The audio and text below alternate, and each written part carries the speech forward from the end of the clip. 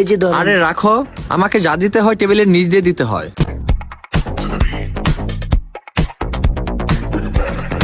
এই সার্টিফিকেট কি তুমি দিয়েছো? জি স্যার, এই সার্টিফিকেটটা আমার। তাহলে তোমাকে কিভাবে চাকরি দেই? আর এই খামটা কি তুমি আনছো? আমার স্যার, আমার খামের মধ্যে কি আনছো? 5 লাখ। হয়ে যাবে, হয়ে যাবে। আর তুমি, তোমার চাকরি হবে না বাবা, তুমি চলে যাও। তুমি জানো না আজকাল সার্টিফিকেট দিয়ে কিছু হয় না? ভাইয়া 1 প্লেট লুডুস দেন তো। জি ভাই দিচ্ছি। ও, দুজনে একত্রে ইন্টারভিউ দিছিলাম চাকরিতে, সেই ভাই না আপনি? জি ভাই, আমিও আপনারে চিনতে পারছি। আচ্ছা ভাই, এখন তাহলে আপনার মাসিক স্যালারি কত কইরে?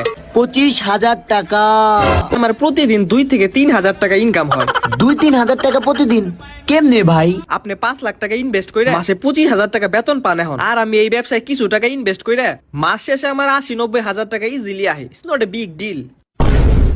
এই দাঁড়া দাঁড়া, কই যাস তোরা? আরে ভাই, আমার ইমার্জেন্সি